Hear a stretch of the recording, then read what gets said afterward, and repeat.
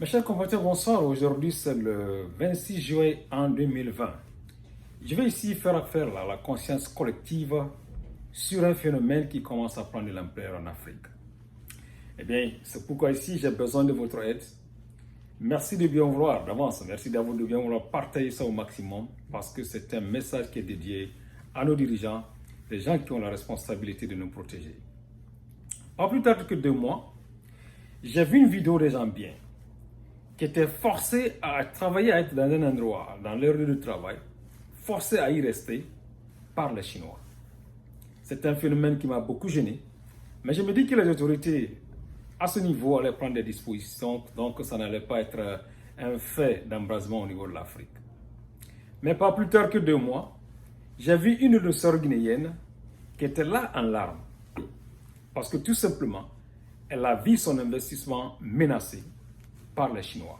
Pourquoi? Parce que le Chinois avait pris la responsabilité de barrer la route qui pouvait être un accès pour son hôtel.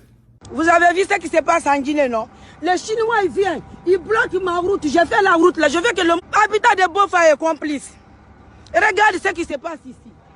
Regarde, mais la machine ne va pas passer sur mon corps aujourd'hui. Vous avez vu, non? Et eux, ils viennent ici, ils prennent notre route. Ça ne passe pas comme ça. Et depuis, ça fait plus que 5 jours, j'attends l'habitat de Bofa. Il me... Arrête de travailler, fille.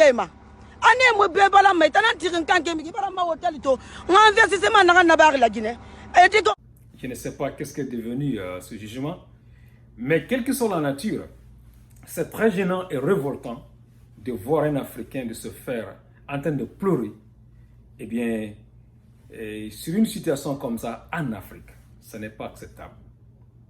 Alors, pas plus tard qu'hier, j'ai vu une vidéo qui circule là, sur les réseaux. Plus de 100 et quelques Guinéens à Forêt-Karia qui sont obligés pendant plus de 4 mois de rester à leur lieu de travail, enfermés dans des conditions inhumaines, comme des animaux, à rester là, à dormir là, à travailler ici.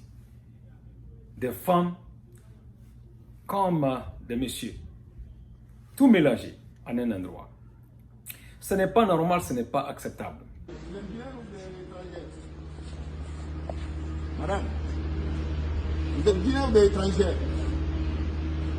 Eh, viens ici, demande mon bon sujet là. Ils sont Guinéens ou étrangers? Seulement la question là. La Guinée,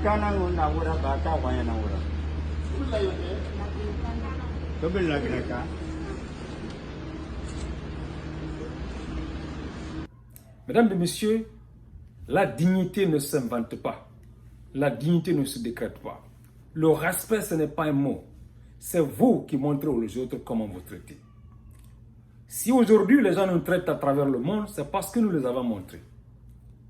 On a toujours dit que l'aventure est sale. Alors tu te dis souvent que quelque chose peut t'arriver chez les autres. Et puis ça passe que chez les autres, mais ça ne peut pas t'arriver chez toi. Certains disent que les Chinois ont beaucoup investi en Afrique. Ça, c'est un débat que je vais le faire après. Mais ce qui concerne ici, même s'il y a une certaine compréhension dans ça, on dira que on ne peut pas mordre les doigts qu'ils te donnent à manger. Alors, il faut faire en sorte que ces doigts n'aient pas des ongles qui peuvent arracher la langue et même les dents. Mesdames et messieurs, vous qui avez la responsabilité de nous protéger, faites en sorte qu'en signant les lois, des conventions, des contrats, montrez à nos partenaires qu'il y a des lignes rouges qu'on ne peut pas déshumaniser les gens chez nous. Ce n'est pas possible. On ne peut pas faire certaines choses chez nous. Faire en sorte que tous ceux qui sont autour de cette situation, il faut punir ceux qui doivent être punis. Il faut renvoyer ceux qui doivent être renvoyés. L'être humain essaye toujours. C'est une première tentative, peut-être que ça n'a été, mais c'est ce qui a été publié. Nous prions et nous demandons à nos dirigeants de prendre les responsabilités, faire en sorte que ce phénomène s'arrête à ce qui est fait à Forêt-Karia. C'est inacceptable, c'est inhumain ce que j'ai vu.